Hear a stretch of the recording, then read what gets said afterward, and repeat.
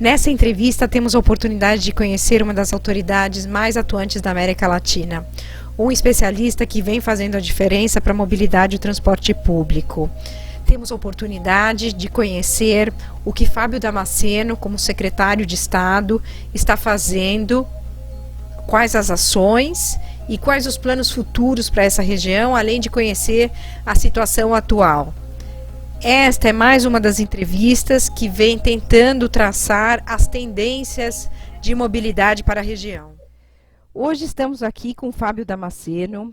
Ele é secretário de Estado de Mobilidade e Infraestrutura de Espírito Santo. Ele tem larga e ampla carreira no setor público como autoridade de transporte público e também é um especialista em mobilidade.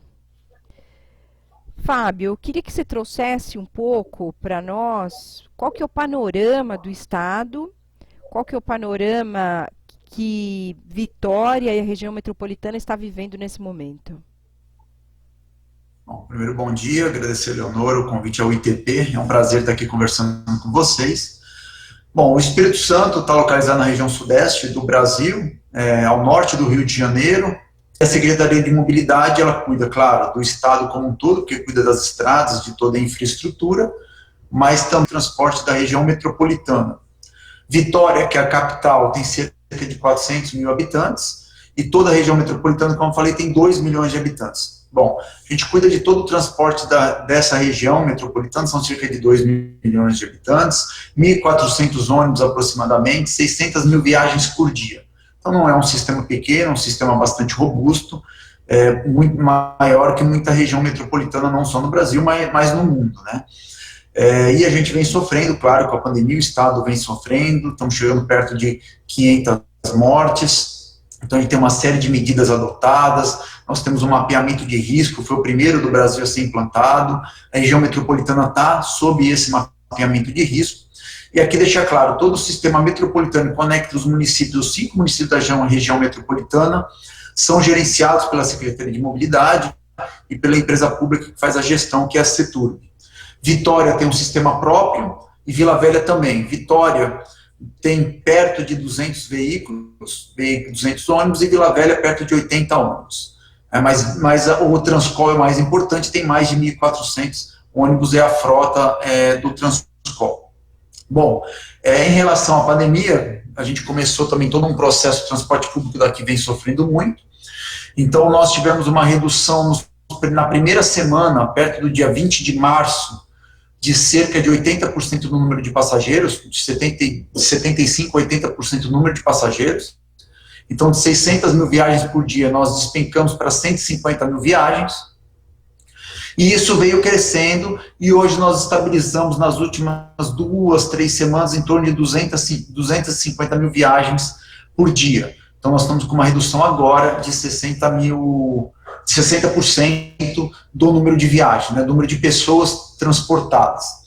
A frota, dado a questão da pandemia, nós não reduzimos a frota nesta proporção, então nós estamos operando com 1.050 carros, de perto dos 1.400, uma redução aí de 25% mais ou menos da frota, mas estamos atendendo a 90% do número de viagens, isso é bastante importante.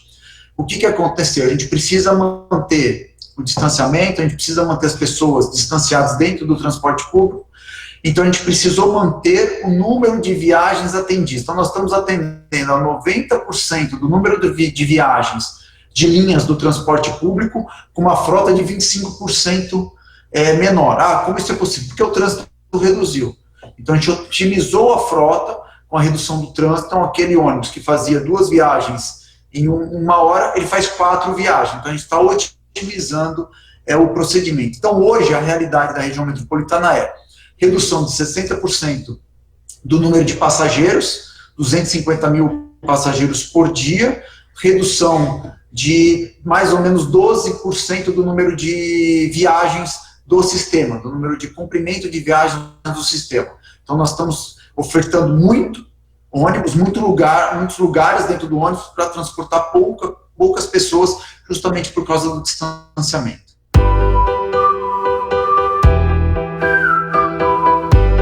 Fábio, você comentou um pouco das ações que vocês estão tomando.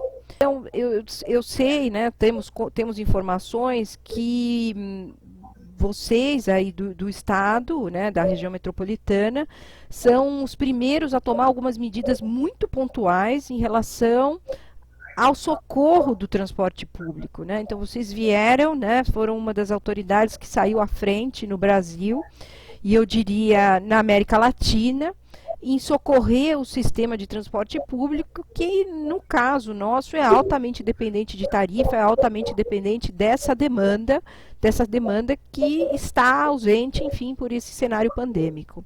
Você poderia nos comentar um pouco como foi essa tomada de decisão e quais são essas medidas que vocês estão tomando? Bom, a partir do Covid, a gente precisou tomar algumas medidas emergenciais, né? Primeiro, em relação à higienização, né? A gente tem algumas medidas de saúde.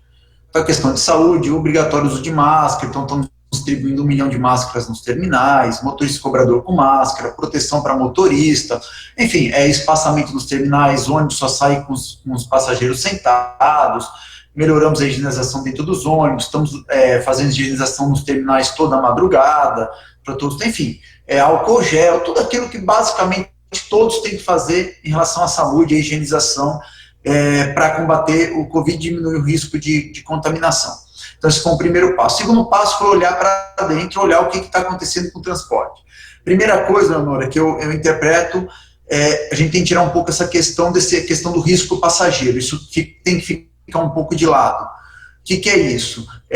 Não dá para a gente só ficar, quem agora determina como tem que andar o sistema de transporte é o governo. Então, o governo tem que determinar esse nível de conforto, não é nível de conforto. Hoje, não é nível de conforto, é um nível de saúde que tem que estar no transporte público. Então, nós determinamos, primeira coisa, tem que cumprir 90% do número de viagens do sistema, ofertar todos esses lugares. Tem linhas que a gente está chegando a 100%, porque são linhas onde eu tenho uma linha alimentadora muito pesada e eu preciso ter essa alimentação. Então, esse cuidado dia a dia foi tratado, mas sabendo que eu tenho uma receita muito menor. Eu tenho uma receita que chegou a 75%, 80% menor, e hoje está em 60% de redução de receita. Então, eu estou com um custo de quase 100% e estou com uma receita de 40%. Aonde está esse rombo? O que é esse rombo? Isso é responsabilidade das empresas? Não é responsabilidade das empresas, isso também não é culpa do governo, isso é consequência da pandemia, é consequência da necessidade onde a gente tem que mudar a mentalidade.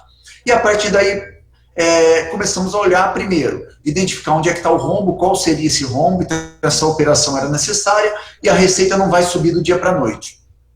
Identificamos que a gente poderia ter aí um rombo mensal de 30 milhões de reais, que seria inviável para as empresas manter o sistema funcionando. Só como exemplo, a cidade de Vitória tem um sistema pequeno, como eu falei, de 200 carros, e ela ficou parada 25 dias, uma das empresas, porque não consegue pagar o salário, e o município não fez esse aporte, não fez nenhuma ação quanto a isso. E a gente não podia que isso no Transcol acontecesse, porque, bem ou mal, é um sistema essencial, a gente está transportando também aquelas pessoas que precisam trabalhar, então a gente não pode simplesmente bloquear o transporte público, a gente precisa dessa circulação de pessoas. Não estou nem falando de comércio, não estou falando da parte essencial, não só também de hospitais, estamos falando de forças de segurança, estamos falando também, claro, dos hospitais, estamos falando de quem atende na questão dos cemitérios, enfim, tem uma série de pessoas que têm que trabalhar, que a gente acha que não são essenciais, mas são essenciais nesse período, e até para manter, por exemplo, a economia funcionando, como no caso da construção civil, que não parou. E aí começamos a ver que a gente teria um rombo de 30 milhões por mês do sistema. Nós já tínhamos um subsídio de 15 milhões, que era mensal, mas que é balizado no número de passageiros. Então, o que acontece? O subsídio despenca, né, por número de passageiros, ele de 15 milhões passa para 5 ou 4 milhões num primeiro momento. A receita de 45 milhões do sistema, ela despenca para 20 milhões, e aí surge esse rombo aí de 30 milhões no Transcol. De 20 milhões, de 30 milhões. Então, o que a gente começou a olhar? O que a gente pode efetivamente fazer para poder... Eu não consigo reduzir. Então, a tendência, qual é a tendência dos municípios, do primeiro do gestor público? Reduz a frota, tira para diesel e até dos próprios empresários. Só que no caso da Covid não é equilibrar demanda com oferta, não é a saída no caso da Covid. Porque então você vai manter os mesmos famosos 6 passageiros por metro quadrado. e você mantém a locação. Então, essa teoria não serve para o Covid, não serve para você estar diminuindo o risco de contaminação no caso desse vírus. Então, a gente precisava manter a demanda, precisava manter a oferta com uma demanda reduzida e tentar resolver esse problema. E começamos a olhar. Então, a primeira medida emergencial que nós tomamos, nós olhamos a planilha de preço, a gente tem um contrato de mais 20 anos, é uma concessão pública. Então, o risco de demanda não pode ser do empresário, porque nós estamos mandando ele operar com toda essa frota, mas sabemos que existe uma demanda reduzida. Então, nós fizemos uma série de avaliações, nós contratamos a empresa para fazer uma nova avaliação do custo por quilômetro do sistema, e aí tivemos 3 premissas básicas disso. Primeiro, retirada de todo o investimento. Então, todo o investimento foi congelado, o pagamento também dos ônibus foram suspensos, que a gente tem um financiamento com o nosso banco, que nós ajudamos na retomada da frota, da substituição da frota, da renovação de frota do ano passado. Então, isso foi suspenso, nós tiramos todo o CAPEX, todas as taxas internas de retorno do custo por quilômetro. Então, essa é a primeira coisa que a gente precisava fazer. Segunda questão, onde que eu consigo interferir, que eu consigo injetar um dinheiro direto nas empresas, sem necessariamente eu estar envolvido com, como é que a gente diz, com pessoal que não é nosso, que é contratado deles, para estar com isso. O diesel, então nós fizemos uma avaliação do diesel, e aqui tem um outro benefício, então o Estado, a Secretaria de Mobilidade, fazendo uma compra direta do diesel, direto a gente fez uma concorrência, a Petrobras foi a vencedora, nós compramos direto da Petrobras para fornecer. Aí nós tivemos algumas constatações referente ao diesel. O diesel, geralmente as planilhas de preço, elas são aferidas no final do ano. Então, quando ela foi aferida e gerou a tarifa deste ano, que a gente estava em torno de R$7 por quilômetro, ela gerou com diesel com um valor muito alto, onde o barril do petróleo estava $60, que foi em dezembro do ano passado. Então, eu estava muito alto. E agora despencou. Então, quando eu fiz essa conta, a gente estava previsto, claro que em todas as receitas e pelo custo da tarifa, por exemplo, o diesel, ele custava em torno de 9, 10 milhões por mês para o sistema, que era o que a gente gastava, né? E agora, para nós, com essa redução do preço do petróleo, tirando ele da planilha, eu estou gastando de 6 a 7 milhões de diesel. É claro que estamos com uma redução, né? A gente reduz um pouquinho, lá a gente rodava na época normal 9 milhões de quilômetros por mês, estamos rodando 8 milhões de quilômetros por mês. Você vê que a redução é só de 12%, conforme eu falei.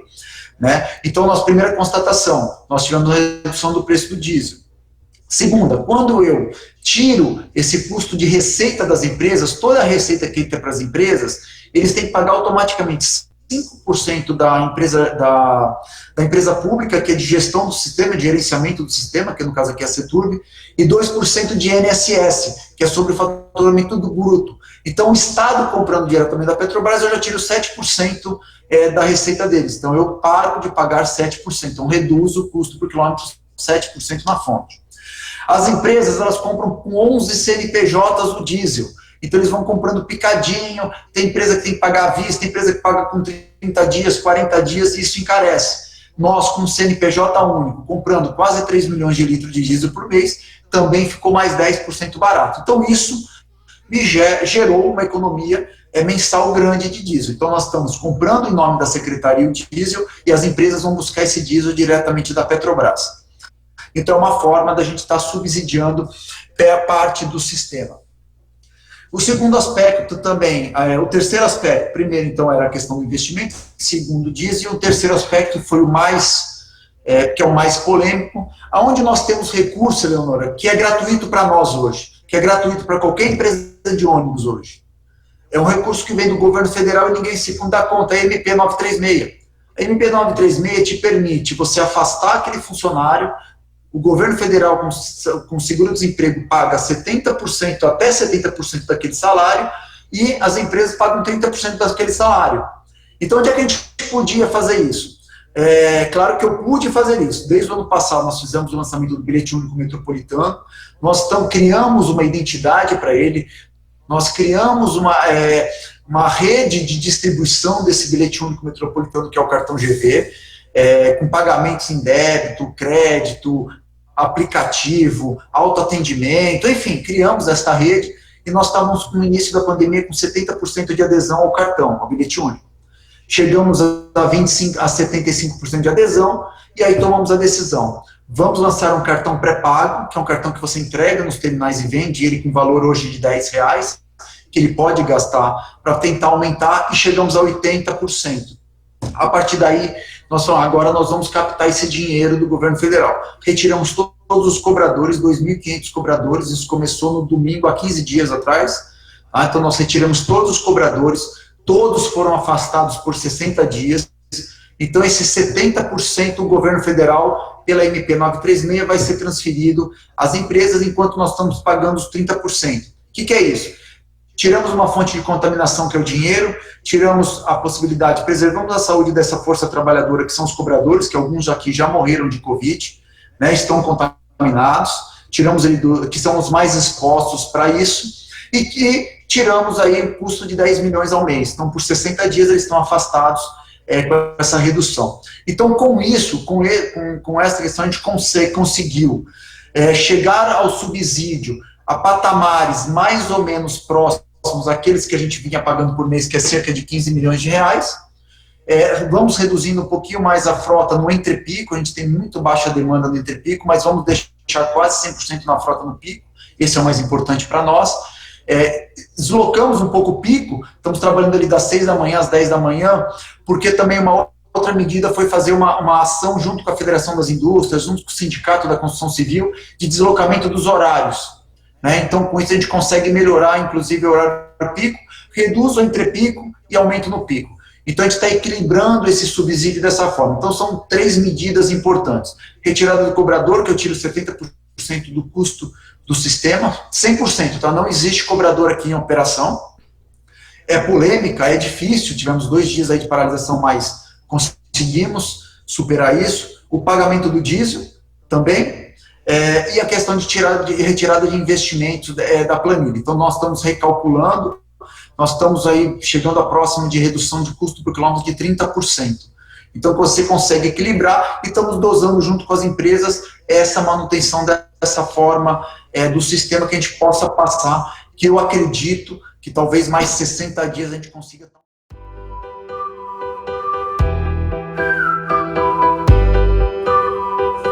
Fábio, vou começar te parabenizando, né, por toda essa logística e essa inteligência contábil, né, porque eu acho que é a primeira vez que eu escuto uma autoridade da América Latina tirando proveito. Realmente, o cenário do petróleo foi algo que, enfim, alterou totalmente aí custos de planilha, e você é o primeiro a comentar o benefício, a inteligência dessa contabilidade, adicional à contabilidade de impostos, que é uma realidade muito específica do Brasil, mas que foi utilizada. Então, eu acho que isso deixa uma lição de reaplicabilidade para qualquer outra cidade. Então, o que você está falando, vocês não inventaram a roda, vocês simplesmente aproveitaram as ferramentas que existem, as ferramentas, inclusive, legais, que estão disponíveis. Então, realmente, parabéns aí por essa ação de inteligência na equação desse socorro. E também vocês tiraram proveito da questão, quer dizer, do momento pandêmico, para a implementação de medidas que já estavam em andamento, como a retirada dos cobradores, até por uma questão de saúde pública. Então, realmente, acho que fica um exemplo impressionante do que é possível fazer do ponto de vista de administração pública e de uma ação de uma secretaria de transporte. Então, realmente, parabéns. Vocês vinham com um planejamento com um plano extremamente ambicioso, desde a secretaria, iniciada em 2019. Você comentou um pouco da questão dos investimentos, mas o que vocês imaginam, como que esse impacto vai ser a longo prazo no processo de tomada de decisão para aquele plano que foi iniciado em 2019? Bom, é importante, né? É claro que isso tudo foi afetado, mas a gente está também conseguindo diluir um pouco isso. Eu acho que isso talvez a gente está achando outras oportunidades nesse processo. Bom, o investimento em mobilidade, praticamente ele não vai parar, porque nós temos um financiamento desde 2012, nós temos cerca de mais de 600 milhões de reais para investimento de mobilidade, fruto de de uma captação até que eu, na época, quando fui a primeira vez secretário aqui, captamos, e esse dinheiro praticamente não foi gasto no governo anterior. Então, nós continuamos com investimentos, as licitações continuam, os 3 pontos de gargalo a gente vai continuar, inclusive na sexta-feira agora eu tenho uma licitação bastante importante, 180 milhões, que vai ser feito, que é a terceira ponte, ampliação de capacidade da ponte e implantação de uma ciclovia de 4 quilômetros na ponte, na terceira ponte aqui em Vitória, ligando Vitória a Vila Velha. O Portal do Príncipe, que é um problema grave de trânsito e congestionamento que afeta o transporte público. A obra já começou, a gente já começou a executar o projeto, já foi licitado. Enfim, essa parte de investimento ela não foi afetada. Só que a gente agora está acelerando alguns processos que vão ser muito importantes, não só aqui, mas na América Latina. Então, a gente identificou, primeiro, investimento em tecnologia. Então, a gente está identificando, por exemplo, que a empresa de gestora aqui de planejamento, a gente está precisando urgente de um software de planejamento de transporte. Não é um software de simulação, mas é um software de otimização de frota e mão de obra. Para quê? Otimizar o FU, otimizar a mão de obra, motorista, cobrador. Muitas vezes as empresas não têm um software de otimização, nós não temos, nós não controlamos, e 55% do custo do sistema é o quê? É a mão de obra. Então, a gente conseguir ajudar as empresas, a gente conseguir otimizar, a pandemia nos mostra, nos dá essa oportunidade. Então, otimização de frota, horários, ônibus, onde vai, ônibus reserva, quilometragem morta, a gente precisa disso, nós estamos buscando também, dentro desse financiamento, fazer uma contratação neste sentido. Um outro sentido que nós também estamos fazendo, que nos mostrou que a gente consegue operar quase 100% do número de viagens com uma frota 25% menor. Por que isso? Reduzir o trânsito. Se reduzir o trânsito, eu tenho mais velocidade no transporte. O que traz mais velocidade para o transporte público? Priorização para o transporte público. Então, é investimento em faixa exclusiva. Então, a gente agora começou um processo de tentar emergencialmente implantar mais faixas exclusivas. A gente tem que parar muito essa questão, às vezes a gente tem algumas manias de grandeza, a EBRT é concreto, é porta esquerda, não dá. Então, isso nos mostrou, se você tiver a possibilidade de implantar um corredor, se você tiver a possibilidade de implantar abrigos de ônibus melhor, se você botar uma sinalização horizontal vertical, mas que você garanta essa prioridade, você consegue atender melhor a população, ofertar mais espaço dentro do transporte público, você consegue fazer mais viagens, você consegue planejar melhor, otimizar melhor o FU, o fator de utilização, o número de motoristas, o número de cobradores, enfim, você consegue ter toda uma logística melhor. O próprio bilhete único, você embarca mais rápido, então não necessariamente você precisa ter já cobrança externa. Então a gente precisa um pouco desmistificar que até no Brasil, eu participei desse processo da criação, que foi desde a época do primeiro, vamos botar assim, o primeiro BRT mais estruturado que o Brasil teve, vamos falar do Rio de Janeiro, acho que foi esse, da Olimpíada, acho que foi. Tirando, claro, que o nosso exemplo sempre foi Bogotá, sempre foi Colômbia, mas o primeiro acho que foi esse. Eu acho que a gente precisou agora otimizar aquele projeto, como o projeto de Belo Horizonte, o projeto de Minas Gerais. Então, precisa otimizar o que a gente tem. Então, a gente agora está partindo para um outro processo de simplificar esses projetos e a gente precisa dar essa prioridade. Não dá tempo de planejar e a pandemia nos mostrou que a gente não tem tempo de ficar projetando 5 anos para depois mais 10 anos de obra. Então, a gente está tentando agora reverter e até neste momento nós estamos fechando alguns projetos de ampliação de faixas exclusivas para ver se a gente consegue já implantar o mais rápido possível. Então, inclusive, estamos num processo agora acabando, um termo de referência, que é para contratar um sistema de semáforo inteligente usando esse financiamento com priorização ao transporte público. Então, a gente vai implantar o sistema nos tags, nos ônibus, nós estamos fazendo agora, acabando esse termo de referência, para a gente poder lançar essa licitação nessas faixas exclusivas. Então, eu acho que ela nos mostra, apesar que eu vou ter, a gente veio com um planejamento muito pesado em renovação de frota, energia de ônibus elétrico, ônibus a gás que iam ser entregues, agora a gente teve que paralisar, ônibus com ar-condicionado a qual compramos o ano passado uma parte, esse ano tinham mais 200 ônibus, eu acho que isso fica para 2021, para 2022. O que 2020 nos mostra a gente precisa ter essa criatividade econômica do sistema, como você falou, eu agradeço os elogios, acho que a equipe faz parte disso, a gente primeiro precisa se cercar de pessoas que conhecem, inteligentes, que sabem tratar da mobilidade, ter esse jogo de cintura e essa questão técnica, né? Acho que a questão de inteligência, de tecnologia, isso não custa caro, muito pelo contrário, a gente tem que também tomar alguns cuidados, existem algumas armadilhas, como eu sempre falei, no nosso setor, as pessoas às vezes vendem coisas que não conseguem cumprir, então, claro que já aqui a gente consegue dosar isso, saber o que precisa ser entregue, mas isso nos mostrou. Precisamos ter criatividade para bons projetos, priorização do transporte público e tecnologia. Então, muitas vezes a gente vai parar alguns investimentos que são mais de renovação, mas continua, bilhete único continua, não paramos zero, e vamos agora inverter, vamos estar investindo em tecnologia. As PPPs não pararam,